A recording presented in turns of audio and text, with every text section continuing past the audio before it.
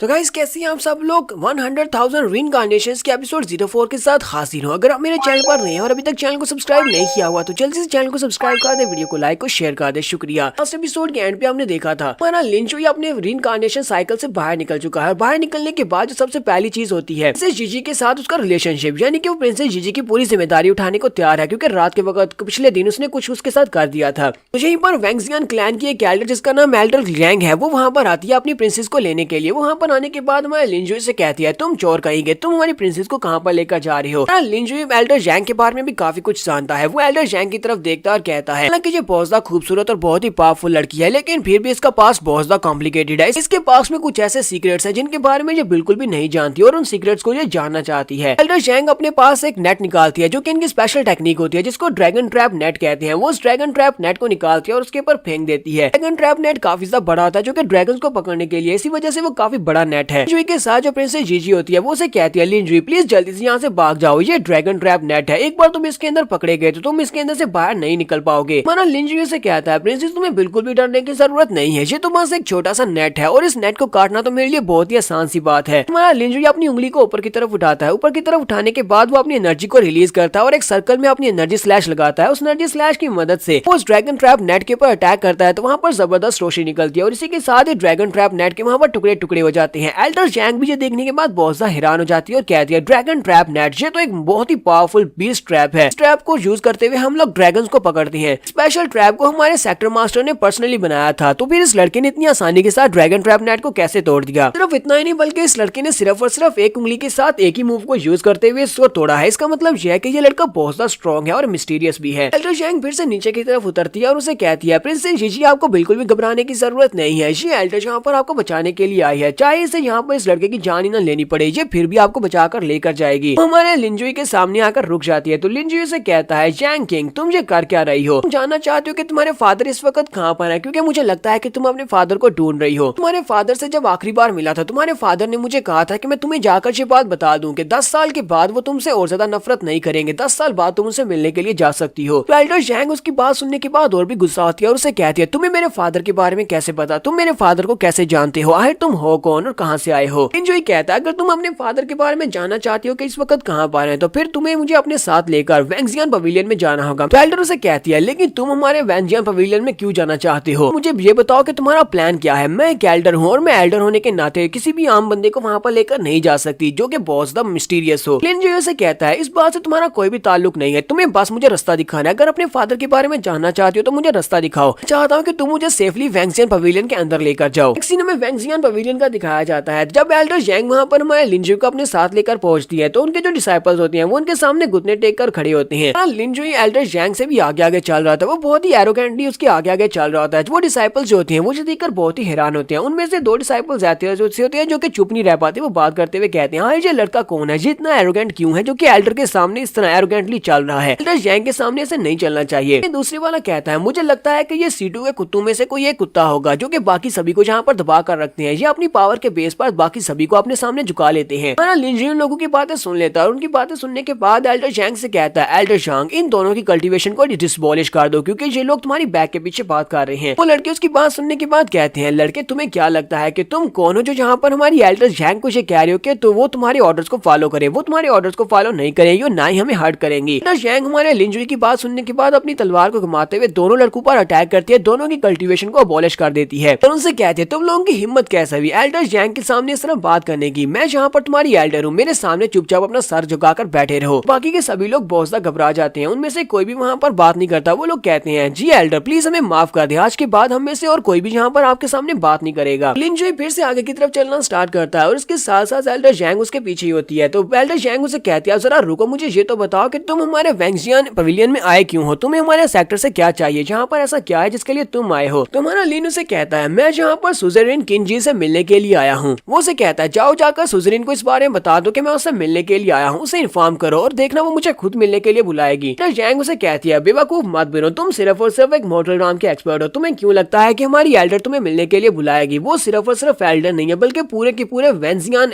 Pavilion की master भी है। लिंजुई कहता है ये तो वक्त ही बताएगा कि वो मुझसे मिलती है या नहीं, तुम्हें क्यों लगता है मुझसे नहीं मिलेगी। वो आगे बढ़ता है, जीजी के सर पे हाथ रखते हुए कहता है जीजी जाओ जाकर रेस्ट करो, पर मैं जहाँ का काम खत्म कर लूँ, मैं जाकर मास्टर से मिल लूँ, उसके बाद मैं तुमसे मिलने के लिए जरूर आऊंगा। वो उसे कहती है अच्छा ठीक है, फिर वो भागती वहाँ से चली जाती है। जबकि एल्डर जैंग पीछे खड़ी सोच रही होती है आखिर इस लड़के ने उस लड़की के ऊपर ऐसा क्या जादू कर दिया है कि हमारी लिटिल सेंटेंस जीजी इसकी बातों को कितनी ओबीडियंटली मान रही है। वो चुपचाप इसकी बात मानकर यहाँ से चली गई। हमारा लिंजुई एल्डर जैंग को कहता है कि मैं यहाँ पर तुम्हें एक फार्मूला बताने वाला हूँ, तुम्हें जाकर अपनी मास्टर को ये फार्मूला बताना है। अगर तुम्हारी मास्टर ने ये फार्मूला सुन लिया तो देखना वो खुद मुझे बुलाएगी अपने आप से मिलने के लिए। इसके साथ ही हमारा लिंजुई से वो सारा फार्मूला बता देता है। तो ये फार्मूला मेरे तो किसी काम का नहीं है और ना ही मेरे पल्ले पड़ने वाला है, इसी वजह से मैं यहाँ पर इसको नहीं एक्सप्लेन करूंगा। एल्डर जैंग उसकी बात सुनने के बाद कहती है इसने जो फार्मूला बताया है ये तो काफी ज्यादा स्पेशल लगता है और इस तरह की बातें मेरी मास्टर को ही समझ आती है। हालांकि मुझे ये समझ में नहीं आया, लेकिन हो सकता है कि मास्टर सुजरीन को ये समझ आ जाए। तो जाके उसको बताकर देखते हैं, क्या पता वो इस लड़के को मिलने के लिए इनवाइट कर ले। एल्डर जैंग उसे कहती है ठीक है, मैं जाकर अपनी मास्टर सुजरीन को ये बताने वाली हूँ, तुम यहीं पर रुकना, इंतजार करना, मैं वापस आकर तुम्हें बताती हूँ। जो इसे कहता है ठीक है मैं यहीं पर तुम्हारा इंतजार करूंगा। तो हमारा लिंजुई वहीं पर रुका होता है। तो उसी वक्त उसे साइड के ऊपर से आवाज आती है, कोई कहता है सीनियर ब्रदर वॉच आउट। साथ ही ग्राउंड में बच्चे प्रैक्टिस कर रहे होते हैं, वो तलवारबाजी की प्रैक्टिस कर रहे होते हैं। एक लड़की एक लड़के के साथ फाइट कर रही होती है और अपनी तलवार के अटैक के साथ वो उस लड़के को हरा देती है। तो लिंजुई वहीं पर पहुंच जाता है। बाकी के लड़के उसकी तारीफें कर रहे होते हैं। वो उसे कहते हैं जूनियर सिस्टर तुम तो वाकई में बहुत अमेजिंग हो, तुमने अभी अभी जिस मूव को यूज किया वो एक्स्ट्रा ऑर्डिनरी था। लिंजुई वहाँ पर आता है और उनसे कहता है लड़कों तुम लोग क्या यहाँ पर स्वर टेक्निक को मास्टर करने की कोशिश कर रहे हो। उनमें से कुछ लड़के तो गेट पर थे, वो लोग उसे देखते ही बहुत ज्यादा घबरा जाते हैं और चिल्लाकर कहते हैं तो वही है। तो लिंजुई उन लोगों से कहता है तुम्हें मुझसे घबराने की जरूरत नहीं है, मैं कोई बुरा इंसान तो बिल्कुल भी नहीं हूँ, मैं एक बहुत ही अच्छा इंसान हूँ। जैसे तुम बाकी सभी लोगों से बात करते हो वैसे मुझसे भी बात करो। तो सभी लड़के जल्दी से उसके सामने अपने घुटने टेक देते हैं और चिल्लाकर उसे कहते हैं प्लीज हमें माफ कर दो, हमारे साथ कुछ भी बुरा मत करना, हम लोग तुमसे माफी मांगते हैं, हम लोग बस यहाँ पर ट्रेनिंग कर रहे थे। तो वो जूनियर सिस्टर हमारे लिंजुई की तरफ देखती है और कहती है तुम कौन हो, यहाँ पर ये सभी लोग तुम्हारे सामने इतने वियर्डली क्यों बिहेव कर रहे हैं। तो वो लड़के पीछे की तरफ घूमते हैं और अपनी सीनियर जूनियर सिस्टर को बताते हैं। वो कहते हैं तुमने दरवाजे के ऊपर दोनों डिसाइपल्स को नहीं देखा, उन दोनों डिसाइपल्स की कल्टीवेशन को डिबॉलिश कर दिया गया है, क्योंकि उन लोगों ने इस लड़के के खिलाफ वहाँ पर बुरी बातें की थी। इसी वजह से एल्डर जैंग ने उन दोनों को सजा देकर उनकी कल्टीवेशन को अबॉलिश कर दिया। इस वजह से हम लोग घबराए हुए हैं, कहीं हम लोग हमारे मुंह से कोई ऐसी बात ना निकल जाए जिससे हम लोग इसको प्रोवोक कर दें और कहीं हमारी कल्टीवेशन भी अबॉलिश न कर दी जाए। हमारा लिंजुई आके बैठता है और उस लड़की से कहता है यहाँ पर ये बात इंपॉर्टेंट नहीं है कि मैं कौन हूँ, सभी लोग मुझसे डर रहे हैं लेकिन तुम्हें डरने की जरूरत नहीं है। पर इंपॉर्टेंट बात तो यह है कि मैं यहाँ पर तुम्हारी इस इंटरेस्टिंग टेक्निक को देखने के लिए आया हूँ। तुम यहाँ पर जिस टेक्निक को यूज कर रही हो मुझे पता है कि तुम डेरिवेटिव स्वर्ड स्किल्स यूज कर रही हो, लेकिन तुमने इस प्रैक्टिस को गलत किया है, यानी कि तुमने इसको गलत प्रैक्टिस किया है। ये बात सुनते ही वो लड़की भी हैरान होती है और कहती है क्या तुमने अभी भी क्या कहा कि मैंने इसको गलत प्रैक्टिस किया है, लेकिन तुम्हें हमारे डेरिवेटिव स्वर्ड स्किल के बारे में कैसे पता है, ये तो वैंगजियन पेविलियन का एक स्किल है। लिंजुई से बताता है कि कैसे तुम इस टेक्निक को यहाँ पर ठीक कर सकती हो। वो उसे इसके बारे में बताता है इसको कैसे ठीक करना है। जब तुम तलवार को उठाती हो तुम्हारी इंटेंशन सामने की तरफ होनी चाहिए कि पीछे की तरफ होनी चाहिए। के बाद वो उसे कुछ बताता है जो कि उसी के पल्ले पड़ने वाला है, मेरे पल्ले नहीं पड़ता। ये बात सुनते ही वो लड़की भी काफी हैरान होती है, उसे भी लगता है कि इसने जो टेक्निक बताई है वो ठीक बताई है। वो उसे कहती है मास्टर मुझे बताएं कि मैं इसको कहाँ से प्रैक्टिस करना स्टार्ट करूँ। हमारा लिंजुई वहीं पर बैठ जाता है, अपने कंधे पे हाथ रखता है और कहता है मैं तुम्हें दिखा सकता हूँ, मैं तुम्हें सिखा सकता हूँ अगर तुम मुझसे सीखना चाहती हो, लेकिन वो क्या है ना कि मेरे कंधे में बहुत ज्यादा दर्द हो रहा है। तुम्हें अच्छी तरह से पता है कि मेरे कंधे में दर्द हो रहा है, तो तुम्हें क्या करना है, अगर तुम सीखना चाहती हो तो फिर जल्दी से मुझे दिखाओ कि तुम्हारे पास कौन से मैजिक स्किल्स हैं। बस सुनते ही वो लड़की शर्माना शुरू कर देती है, फिर साथ ही वो कहती है अच्छा ठीक है, और वो उसके पीछे वाली साइड पर जाती है, जाकर उसका कंधा दबाना स्टार्ट कर दिया है। हमारा लिंजुई कहता है हाँ मुझे अब काफी अच्छा महसूस हो रहा है, तो इसके बाद मैं सोचूंगा कि तुम्हें ये सिखाना है या नहीं। क्योंकि सभी लड़के गुस्सा हो रहे होते हैं और कहते हैं हम लोग भी जूनियर सिस्टर से हम लोग ये सब कुछ करवाना चाहते हैं, लेकिन इस लड़के ने देखो कितनी आसानी से इससे ये सब कुछ करवा लिया। ये लड़का तो कुछ ज्यादा ही बेशर्म है, किस तरह ये लड़कियों से अपनी खिदमत करवा रहा है। तो उसी वक्त एल्डर जैंग भी वहाँ पर आ जाती है। वो लिंजुई से कहती है लिंजुई चलो जल्दी से आ जाओ, मेन हाल में हमारी चीफ सुजरीन तुमसे मिलना चाहती है। लिंजुई इस छोटी लड़की से कहता है ठीक है बाय, मुझे यहाँ से जाना होगा तुम्हारी मास्टर से मिलने के लिए, तो फिलहाल के लिए मैं तुम्हें कुछ भी नहीं सिखाऊंगा, बाद में तुमसे बात करूंगा। लिंजुई इस लड़की को बाय बोलने के बाद मास्टर सुजरीन से मिलने के लिए चला जाता है। उसके चले जाने के बाद मास्टर जैंग अपनी स्टूडेंट चियर से कहती है चियर तुम्हें पता है ना कि तुम्हारा मकसद क्या है, तुम्हारा मकसद और मार्शल आर्ट्स के सेकंड राउंड में कदम रखना है, लेकिन तुम यहाँ पर कर क्या रही हो, तुम बस इन बच्चों के साथ यहाँ पर प्रैक्टिस कर रही हो। तुम्हें बताया था कि तुम्हें आम मार्शल आर्ट्स की टेक्निक्स को मास्टर नहीं करना। तो चियर अपनी मास्टर से कहती है मास्टर ये बंदा कौन था, इस बंदे को हमारे डेरिवेटिव स्वर्ड स्किल के बारे में पता था और उसने मुझे यहाँ पर ये भी बताया कि मैं यहाँ पर गलती कर रही हूँ, मैं इस लास्ट मूव को अच्छे से प्रैक्टिस नहीं कर रही। तो जैंग उसे कहती है ये किस तरह की बातें कर रही हो, तुम्हें पता है ना कि हमारा ये डेरिवेटिव स्वर्ड स्किल ये वैंजियन सेक्टर का सीक्रेट स्किल है, इसके बारे में किसी को कुछ भी नहीं पता, और स्पेशली तुम्हारा ये लास्ट मूव जो 10वां मूव है, यानी कि इसकी जो 10वीं फॉर्म है वो अभी तक डिसाइफर भी नहीं की गई। फिर इस लड़के को इस बारे में कैसे पता चल सकता है। वो लड़की अपने बाजू को ऊपर की तरफ उठाती है और उसे कहती है मास्टर जैंग जरा देखना, उस लड़के ने मुझे जिस तरह बताया मैं बिल्कुल वैसे ही इसको दोबारा प्रैक्टिस करके देखने वाली हूँ, क्या वाकई में उसने सही बताया या गलत बताया। जब वो अपनी तलवार को ऊपर की तरफ उठाती है तो वो ठीक से उस टेक्निक को परफॉर्म कर लेती है, इसमें अभी भी कुछ थोड़ी बहुत कमी पेशियां बाकी है। एल्डर जैंग टैंक इस पास से पहुंचता हैरान होती है और कहती है ये इम्पॉसिबल है। हमारी फैमिली की सीक्रेट टेक्निक इस लड़के को कैसे पता चल गई और 10th फॉर्म तो अभी तक रिलीज भी नहीं हुई, तो फिर इसको कैसे पता चला कि इस टेक्निक को इस तरह परफॉर्म करना है। सेम उसी वक्त हमारा लिंच भी दूसरी तरफ मास्टर सुजरिन के सामने पहुंच चुका है, जो कि वेंजियन पवेलियन की मास्टर है। तो यहाँ पर फिलहाल के लिए हम लोग अपनी एपिसोड 04 का एंड करेंगे और नेक्स्ट एपिसोड में देखेंगे मास्टर सुजरिन और जुंजी के दरमियान में यहाँ पर कौन सा समझौता होने वाला है। एपिसोड की एक्सप्लेनेशन अच्छी लगी हो तो कमेंट करके जरूर बताइएगा। चैनल को सब्सक्राइब कर दे, वीडियो को लाइक और शेयर कर दे। शुक्रिया।